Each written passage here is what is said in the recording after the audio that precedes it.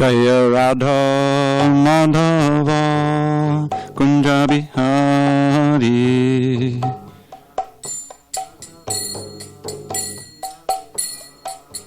Jaya Radha Madhava Kunja Bihari.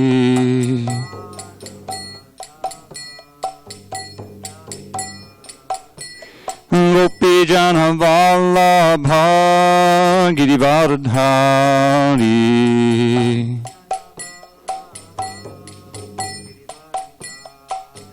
Jaya Gopi Jana Vallabha Girivardhari.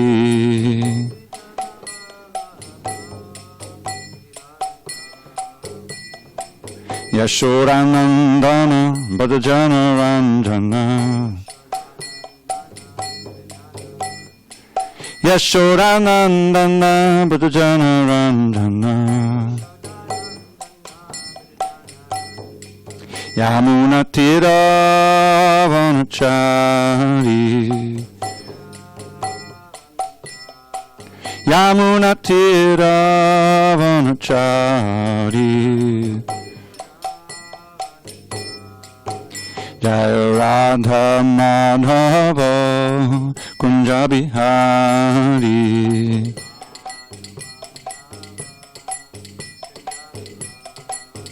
Jaya Radha Madhava Kunja Bihari.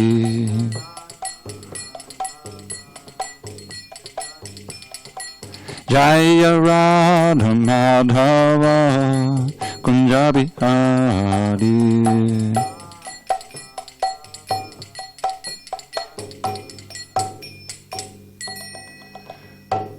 Jai Mr. Pad Paramahansa, Bhagavad-gita Astotar, the Sri Srimad, Divine Grace, Srila A.C. Bhaktivedanta Swami Prabhupada Ki Jai.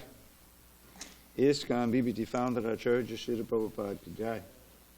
Jai Om Vishnu Pad Paramahansa, Bhagavad-gita Astotar, the Sri Srimad, Divine Grace, Srila Bhakti Siddhanta Saraswati Thakur Ki Jai. Ananta Koti Vaishnavinda Ki Jai. Namacharya Srila Haridas Thakur Ki Jai. Grantaraj Srimad Bhagavatam Ki Jai. Samaveda Bhakti, Srimad Bhagavad Gita as it is, Ki Jai. Samaveda Bhaktivinda Ki Jai. All glories to the sum of the devotees. All glories to the sum of the devotees. All glories to the sum of the devotees. All glory to Sri Guru and Gauranga. Okay. Om Namo Bhagavate Vasudevaya. Om Namo Bhagavate Vasudevaya. Om Namo Bhagavate Vasudevaya. On this 25th day of March 2020 in SanDiego, we're reading from Srimad Bhagavad Gita as it is, translation and commentary by His Divine Grace A.C. Bhaktivedanta Swami Prabhupada. Beginning a new chapter today, chapter 12, entitled Devotional Service, page 509.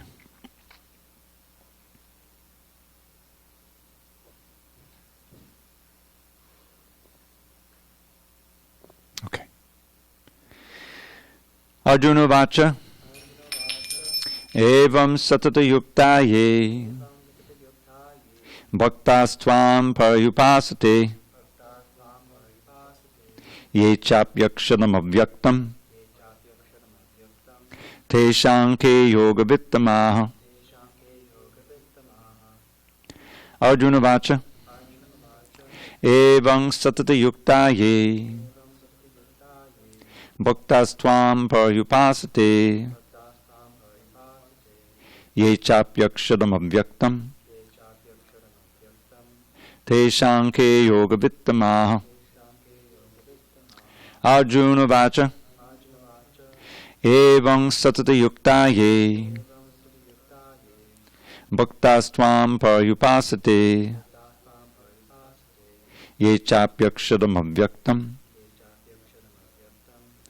teshanke yoga vittamaha. Arjuna Vacha. Evam satata yuktaye Bhaktastvam paryupasate ye chapyaksharam avyaktam tesham ke yoga vittamaha. Want to try it? Arjuna Vacha Satata. Satata. Evam satata yukta ye bhaktastvam paryupasate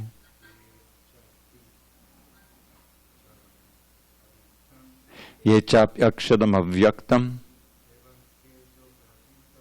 tesham ke yoga vittama. Arjuna Vacha, Arjuna said, Evam thus satata, always, yuktaha, engaged, ye, those who, bhaktaha, devotees, tvam, you, paryupasate, properly worship, ye, those who shall also up be again akshadam, beyond the senses, avyaktam, the unmanifested, tesham, of them, ke, who, yoga vittamaha, the most perfect in knowledge of yoga. Translation. Arjuna inquired, which are considered to be more perfect, those who are always properly engaged in your devotional service, or those who worship the impersonal Brahman, the unmanifested? Purport. Krishna has now explained about the personal, the impersonal, and the universal, and has described all kinds of devotees and yogis. Generally, the transcendentalists can be divided into two classes. One is the impersonalist, and the other is the personalist. The personalist, devotee, engages himself with all energy in the service of the Supreme Lord. The impersonalist also engages himself, not directly in the service of Krishna, but in meditation on the impersonal Brahman, the unmanifested. We find in this chapter that of the different processes for realization of the Absolute Truth, Bhakti Yoga, devotional service, is the highest. If one at all desires to have the association of the Supreme Personality of Godhead, then he must take to devotional service. Those who worship the Supreme Lord directly by devotional service are called personalists. Those who engage themselves in meditation on the impersonal Brahman are called impersonalists. Arjuna is here questioning which position is better. There are different ways to realize the Absolute Truth, but Krishna indicates in this chapter that Bhakti Yoga, or devotional service to him, is the highest of all. It is the most direct, and it is the easiest means for association with the Godhead. In the second chapter of the Bhagavad Gita, the Lord explained that a living entity is not the material body. He is a spiritual spark. And the Absolute Truth is the spiritual whole. In the seventh chapter, he spoke of the living entity as being part and parcel of the Supreme Whole, and recommended that he transfer his attention fully to the whole. Then again, in the eighth chapter, it was said that anyone who thinks of Krishna at the time of quitting his body is at once transferred to the spiritual sky, to the abode of Krishna. And at the end of the sixth chapter, the Lord clearly said that of all yogis, one who always thinks of Krishna within himself is considered the most perfect. So in practically every chapter, the conclusion has been that one should be attached to the personal form of Krishna, for that is the highest spiritual realization. Nevertheless, there are those who are not attached to the personal form of Krishna. They are so firmly detached that even in the preparation of commentaries to the Bhagavad Gita, they want to distract other people from Krishna and transfer all devotion to the impersonal Brahmajyoti. They prefer to meditate on the impersonal form of the Absolute Truth, which is beyond the reach of the senses and is not manifest. And so, factually, there are two classes of transcendentalists. Now Arjuna is trying to settle the question of which process is easier and which of the classes is most perfect.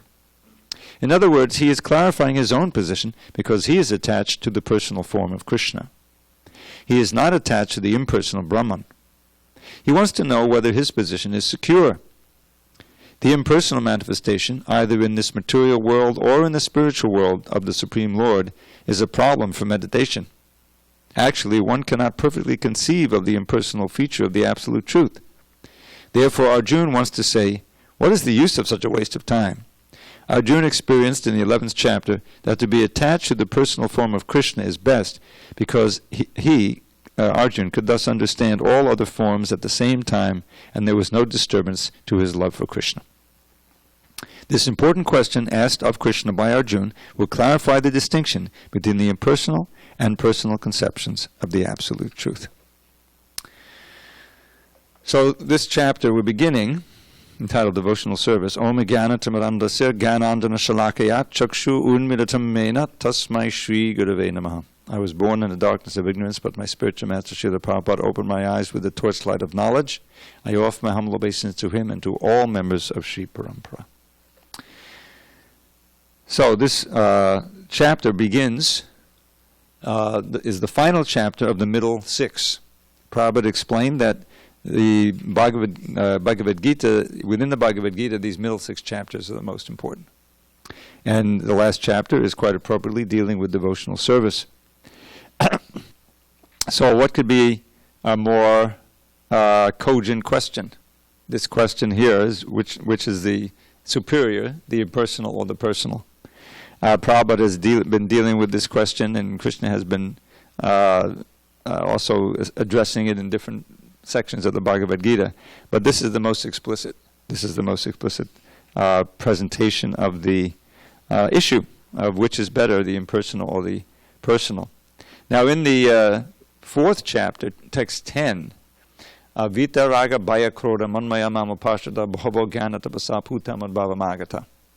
That is the chapter in which Krishna describes why he appears, and that he spoke the Bhagavad Gita to the sun god millions of years earlier. And in this 10th verse, he says many devotees in the past, by being free of attachment, fear, and anger, Vitaraga Bhaya Kroda, Manmaya, being full of thought of me, they became purified by surrendering to me, and Bhavo Jnana Tapasa, by the process of austerity and knowledge, Bhavo Jnana Tapasa Putamad Bhavamagata. They became purified and attained transcendental love for me. Bhavam can mean love or it can mean my nature.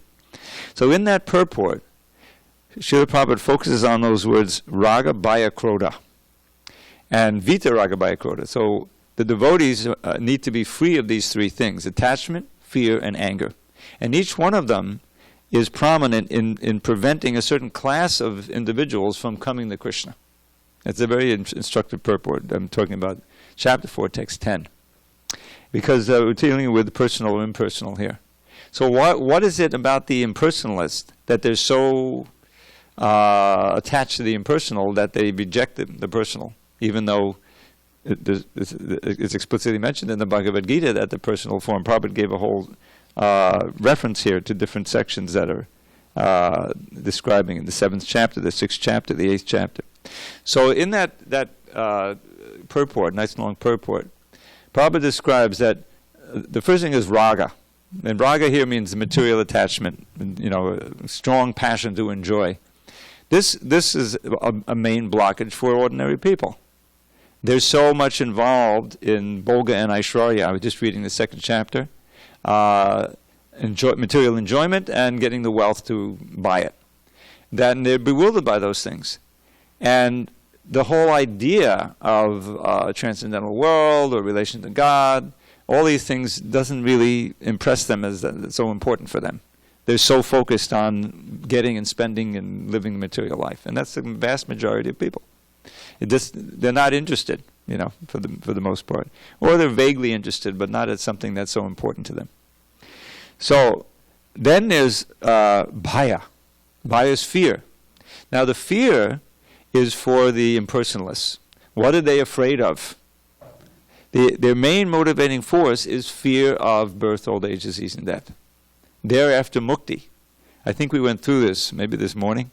The varnashram, or the four purusharthas: dharma, artha, kama, moksha. These are are human goals. They're good to accept that in one sense, but it has to be done according to regulation. So dharma, artha, kama, moksha. So through dharma, this is a dharma that's classically the karma kanda section of the Vedas, following one's swadharma of the within the caste system. If you follow that closely and you're pious, then you'll be religious and you'll be able to prosper in this world. That's the artha. money. And by that artha, you'll be able to buy sense gratification. So this is a main motivation for many people in India for, doing what they do. Certainly for people who go to church, so we can live a peaceful and happy life in this world and then go to heaven. That's the program. So dharma, artha, kama, dharma, artha, kama. But those who are a little more intelligent, the impersonalists, the transcendentalists, Prabhupada said there's two classes of transcendentalists.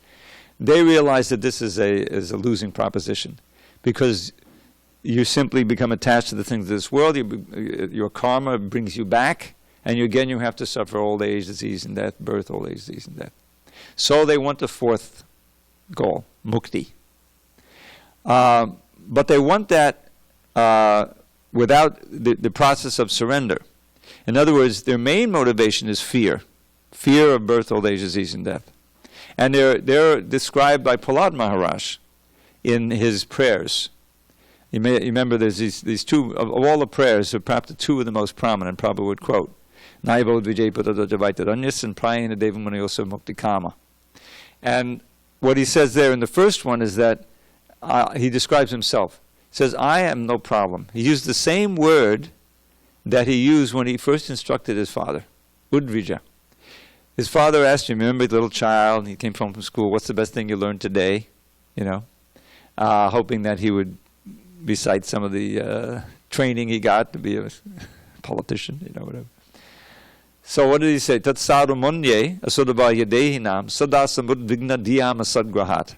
So he describes in two lines, very concisely, the situation of the materialist attached householder, this ordinary person.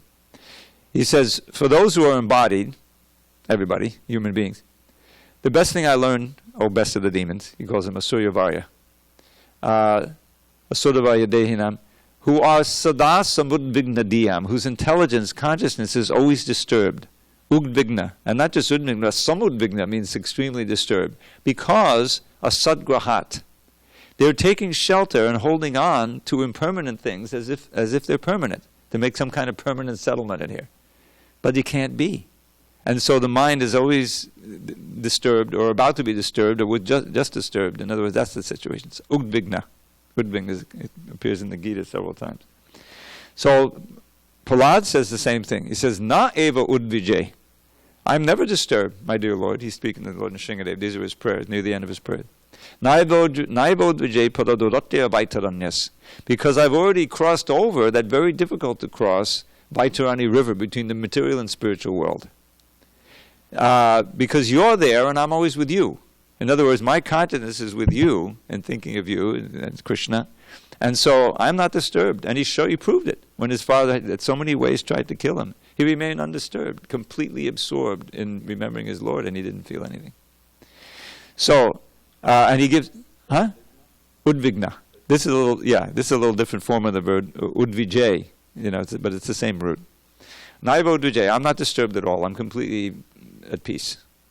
Why? Because at any moment I can chant your glories and immerse my mind in an ocean of nectar. And it's always available to me. That's a sign of a pure devotee. But he is lamenting for the fools and rascals who are trying to enjoy Maya Sukhaya, flickering happiness. And for them, he's concerned. Padadukha dukhi. He has no problem himself, but he's empathetic to the suffering souls. And so he'll try to give them Krishna and Nrsingadev. Now, the second verse is directly related to what we were talking about, the impersonalist. Prayena deda muniyo svavamukti kama. Most of these munis, these sages, they're after their own mukti. They don't care about others, and therefore it's a kind of kama. This harkens back to the very beginning of the Bhagavatam, where the second verse, Dharma projit the kaitavotra, where all of the cheating religions are given up. Dharmas, processes of elevation.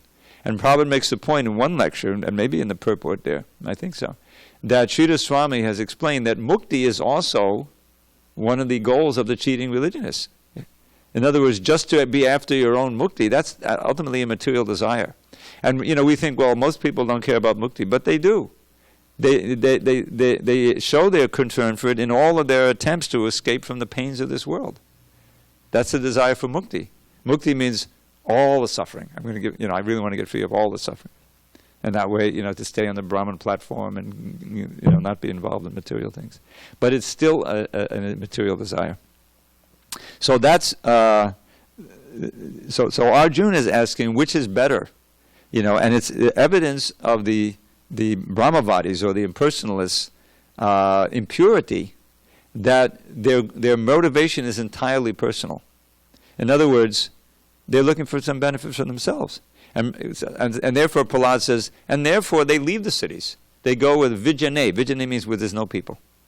Maunam, they practice silence. Charanti vijane, napararta nishta, having no care for helping others. But I'm not like that. I'm not going to give them up. And Prabhupada explains in the prayer, I'm going to stay in the congested city, because I don't see anything that can help them except you. I have to be there to give them you. I have to preach.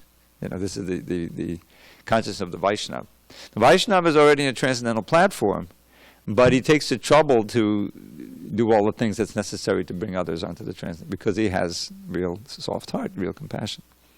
So that's some of the other aspects of this whole thing. And Arjuna is asking, Prabhupada sets up the whole thing in this wonderful purport. Factually, the two classes of transcendentalists. And Arjuna is asking point blank. I pointed out at the beginning, you were out, how this is the last chapter in the middle six. And the middle six are the essence of the whole Gita, Prabhupada says, So it's natural that it culminates in devotional service. And the rest of the Gita kind of goes over themes that were dealt with before, but deals in a little more detail.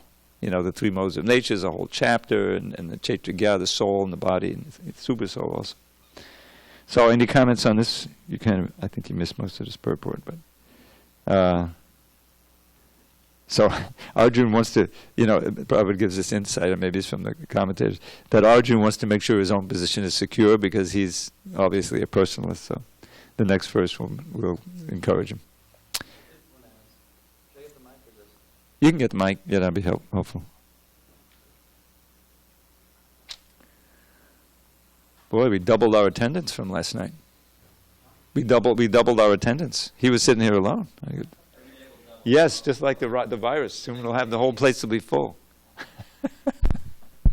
I was wondering if you could say more about, you're saying with Prahlad Maharaj speaking about how he doesn't need anything, because at any time, wherever situation he's in, whatever material arrangement he's in, he can remember Krishna and be fully blissful.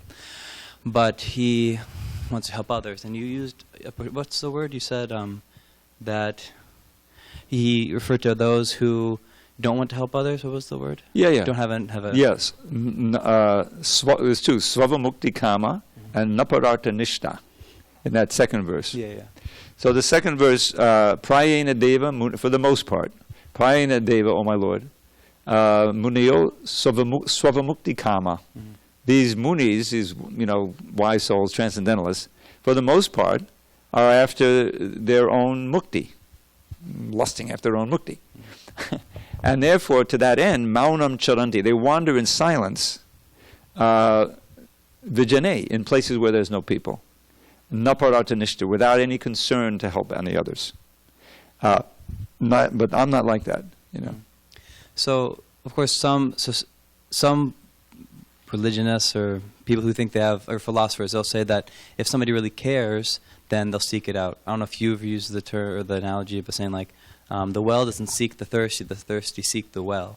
So that, maybe Dharma Setu used that we don't have to seek out and help people because, or maybe devotees, non-devotees, but people who know our philosophy might think, well, if Krishna's in the heart, then as soon as they want to know Krishna, Krishna will bring them to the temple. We don't have to go out. We don't have to go out and preach. We don't have to go out and make all this endeavor to chant to them, in their face, chanting Krishna's names. If they want Krishna, they'll come to him. And so, could you say more on why? Yeah, that's. I mean, it's not our philosophy, but could you say something against that? Well, there's some truth to that, but Prabhupada makes the point. He contrasts Krishna with Lord Chaitanya, and with the Vaishnavas who are following Lord Chaitanya, because Krishna says surrender. At the end he says surrender to me. That's his demand, and I will protect you. So surrender is first. Lord Chaitanya doesn't say that. He showed by himself how he went out. He went all in South India specifically to preach, and he was, approaching people, and he instructed his main followers, the six Goswamis, to preach. Now, their preaching meant to go.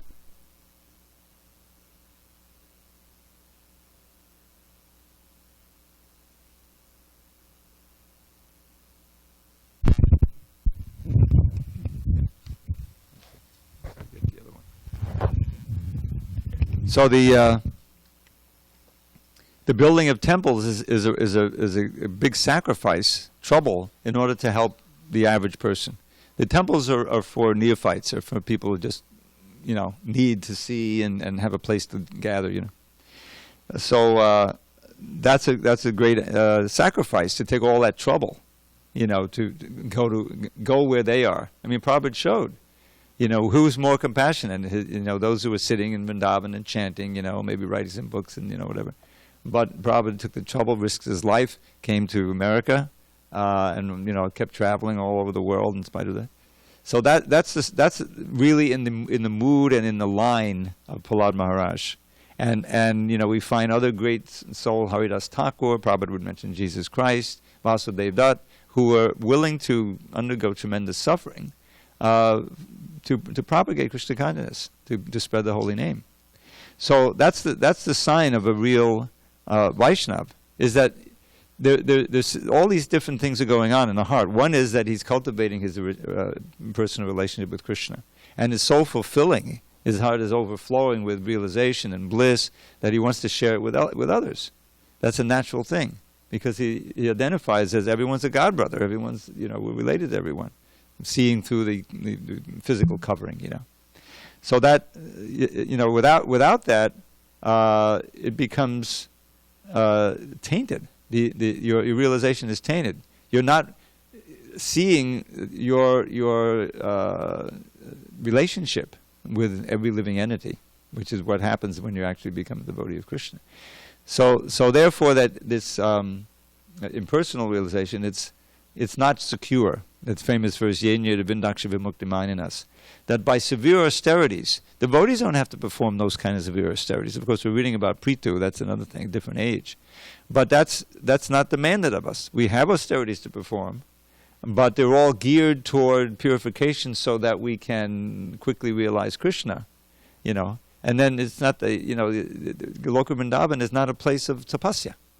And it's not even a place of dharma. Dharma is something that leads to bhakti. Once the bhakti is there, we call it Sanatan Dharma, but really it's not a discipline, do's and don'ts and all these things. It's all spontaneous, based on love.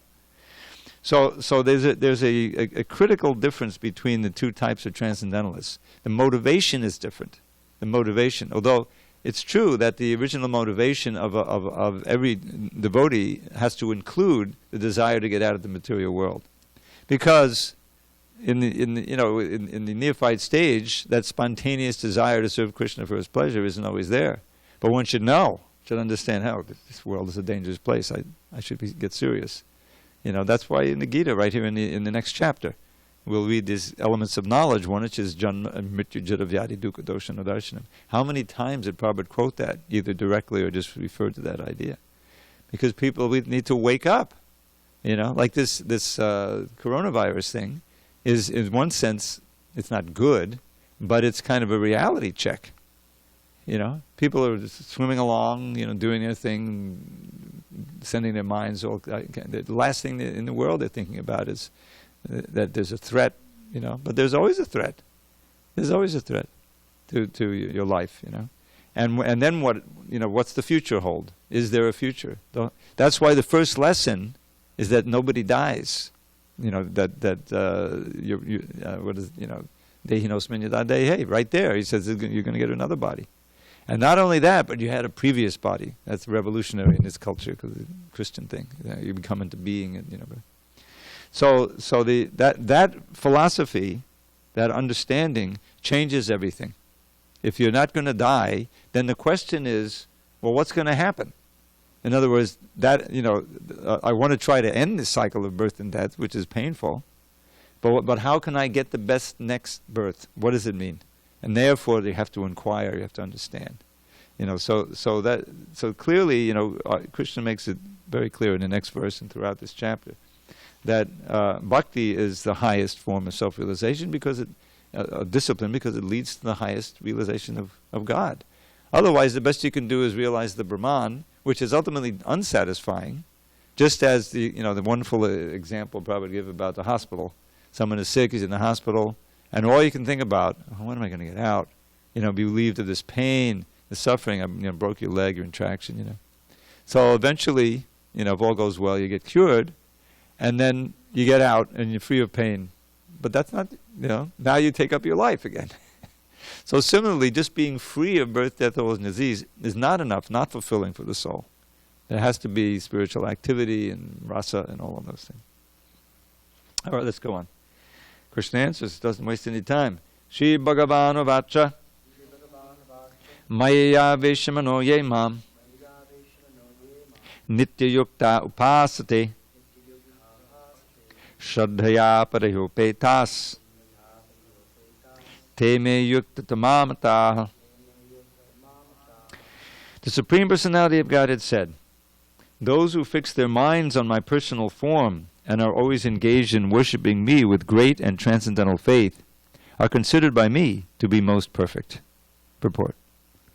In answer to Arjun's question, Krishna clearly says that he who concentrates upon his personal form and who worships him with faith and devotion is to be considered most perfect in yoga.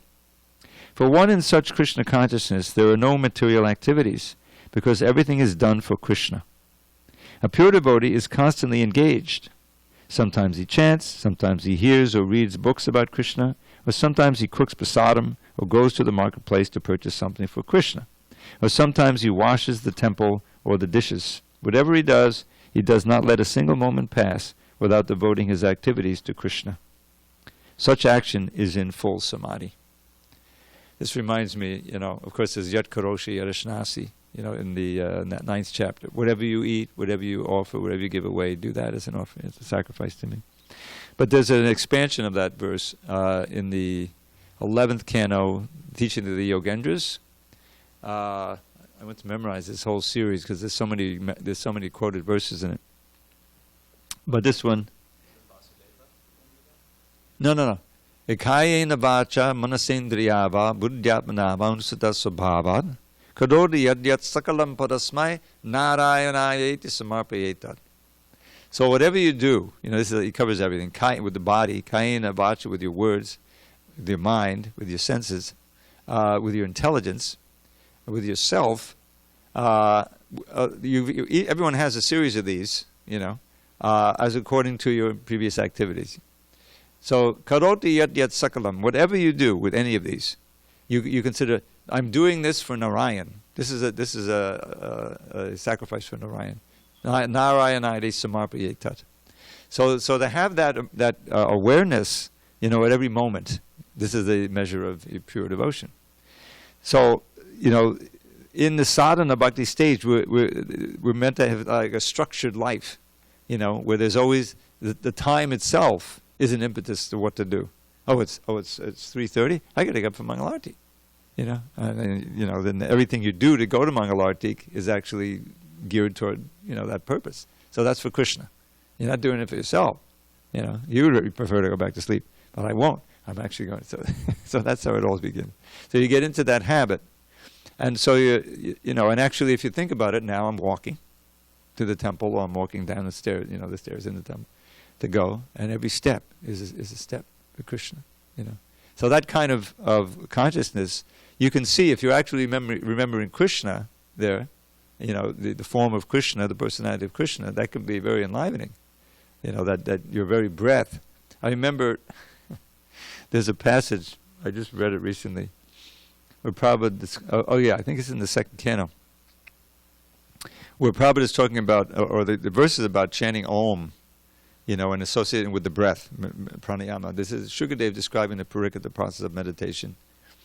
And Prabhupada explains that this associating the Om with the breath is a process of becoming transcendental, practiced by yogis and so forth like that. So I remember when I first started chanting Hare Krishna, I was also doing a lot of meditation, trying to do a lot of meditation, 15, 20 minutes at a time, but I would do it very regularly every day.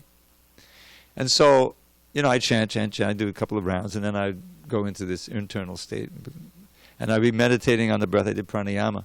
So I invented this little process of, not complicated, of associating the Hare Krishna mantra with the breath in the mind. It's like, but it really, I would, try to hear, I would see the mantra, and read it in my mind.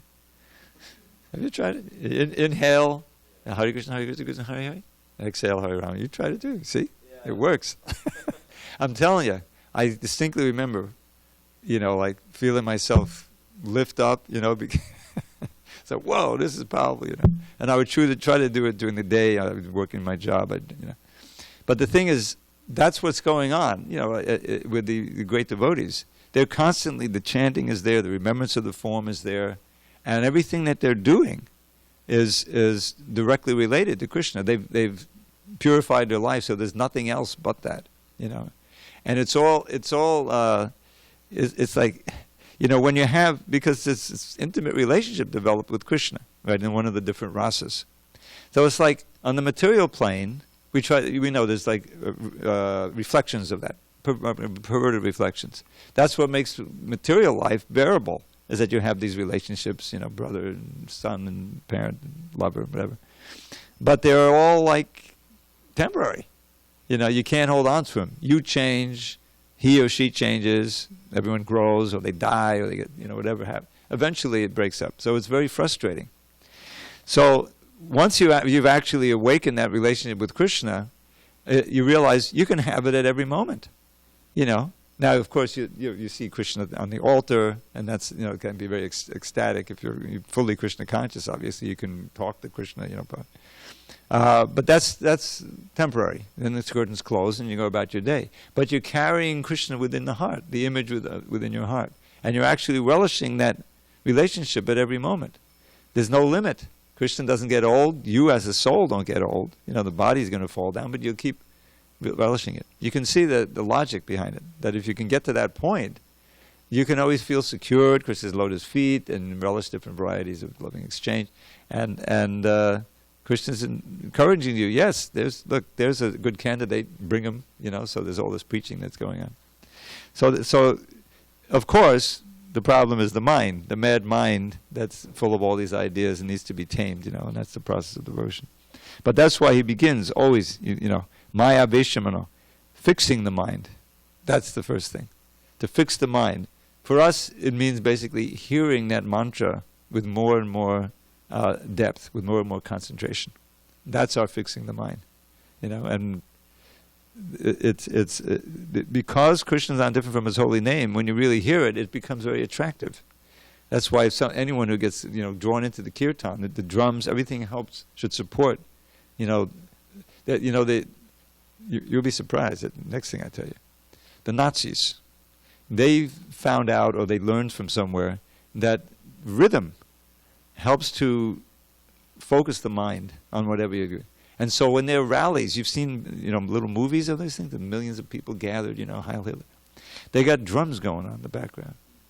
They're kind of hypnotizing the people so that they'll take it all in and become fully, So the rhythm helps. That's why when the drum is there in the kirtan and someone can play it, it has a lot. You read the Lilamrita, they didn't have drums. They all had a little bongo drum.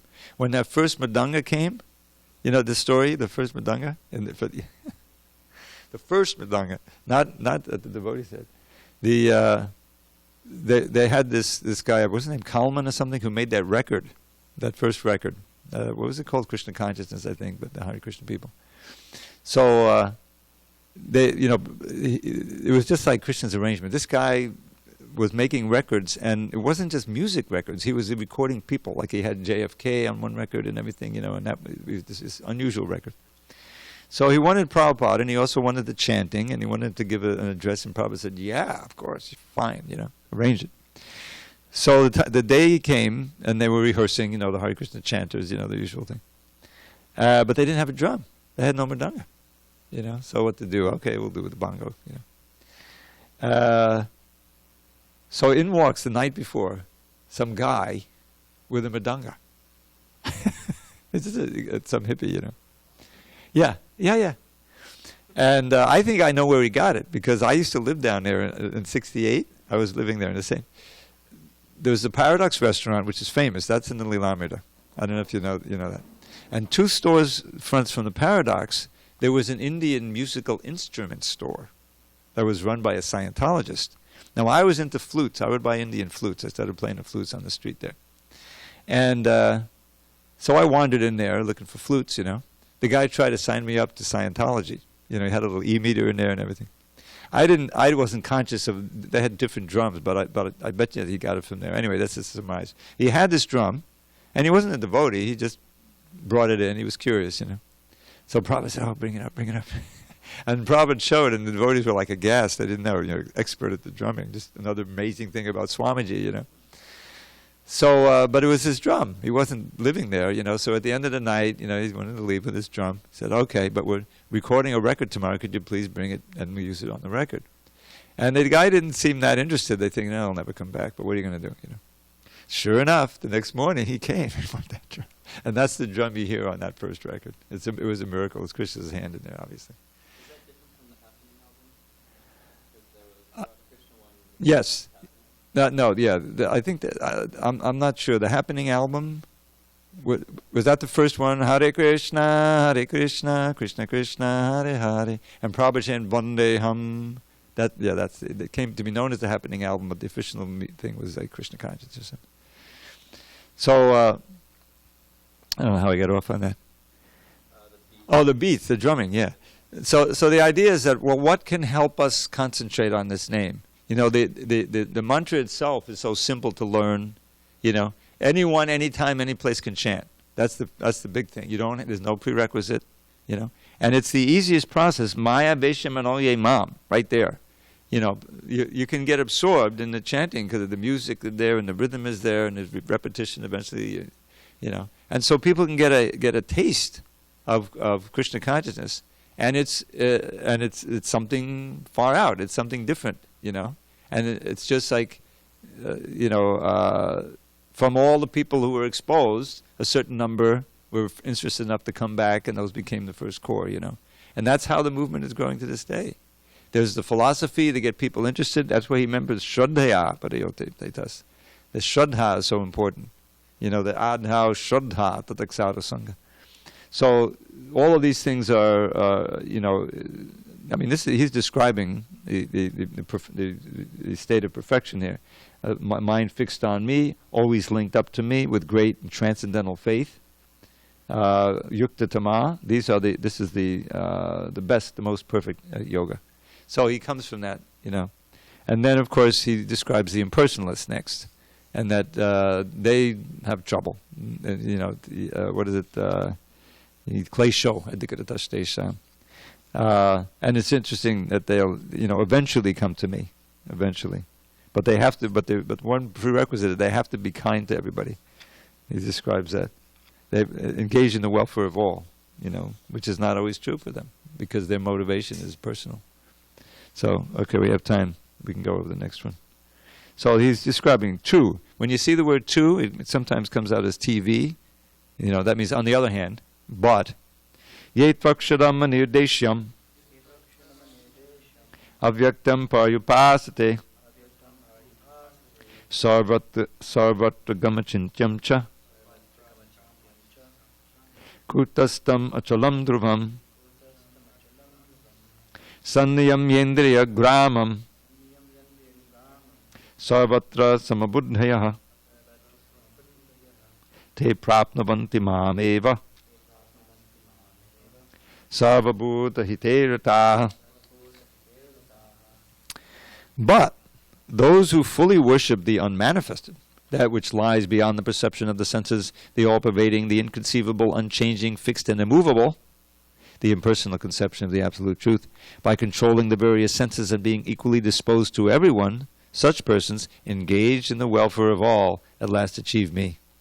Purport: those who do not directly worship the Supreme Godhead, Krishna, but who attempt to achieve the same goal by an indirect process, also ultimately achieve the same goal, Sri Krishna. Quote, after many births, the man of wisdom seeks refuge in me, knowing that Vasudeva is all. That's 719, famous Bahunam Janmanamante. When a person comes to full knowledge after many births, he surrenders unto Lord Krishna.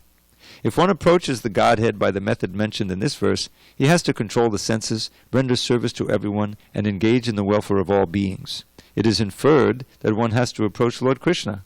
Otherwise, there's no perfect realization. I think this has to be changed to implied. You know the difference between imply and infer? You see, is it inferred?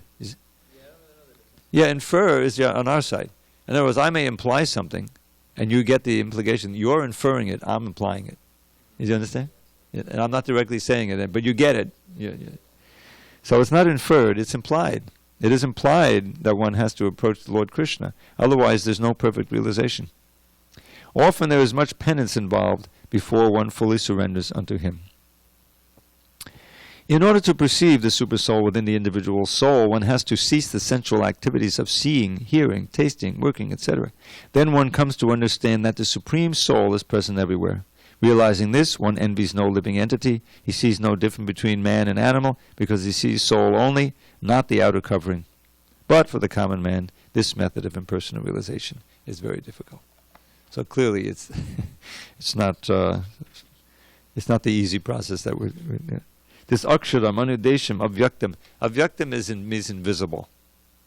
So how do you focus your mind on the invisible, that which has no form? You can see the difficulty. You can focus the mind and come in and see the beautiful form of Krishna, the paintings, the definite name, it has a thing. But this is all no. It has no form, no name, no, sound. It's obviously very difficult. Inconceivable. So how am I supposed to conceive the inconceivable? You see the difficulty. And then sarvabhuta dihite. Otherwise, it's very difficult to make any. One can't make any advancement. Well, what kind of welfare work are you going to give? You're not going to give him Krishna consciousness. So you may try to preach the impersonal, but it's oftentimes the impersonalists, the Mayavadis, they become offenders. There are impersonalists who aren't Mayavadis. Just like we had the Kumaras, they started out as Brahmavadis, Sukadeva Goswami. And the famous Atma Rama verse is that those who are somehow have risen up to Brahmabhuta and they're Prasanatma, but they're not personalists, but they also become attracted to Krishna. That's what the Atma Rama verse is all about in its original meaning. Is that that even those who are self-satisfied in Brahman realization, because of Krishna's wonderful qualities and pastimes, they also become attracted.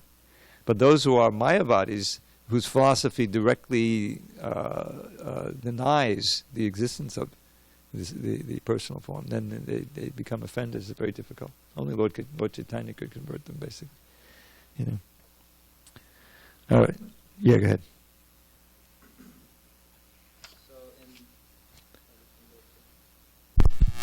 So in this verse, so this verse 5, five. 3 and 4.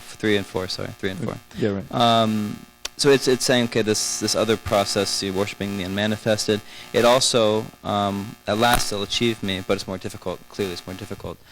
And one could ask, well, why is that even there? Well, because some people are stubborn, some people want to go that way, other people are attached to that way, so there's a place for that.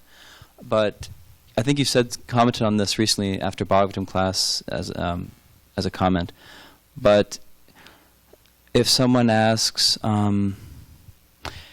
why right now there's the Hare Krishna mantra, and it's so easy, so easy, and so King Prithu is performing all these austerities, and it would seem that if Krishna is fully merciful, and he could offer this at any time, and he's fully merciful, why is there any time? Why is there any time where the process is such a difficult process at any time? Why isn't the process always easy for a sincere devotee? Why does any devotee have to go through that?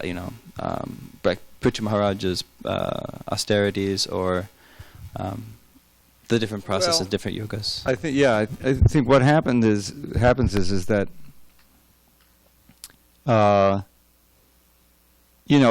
it's like why aren't they all going back to guided from the heavenly planets? It's so pleasant up there that you don't feel the impetus that's where the impetus to overcome birth, old age, disease, and death.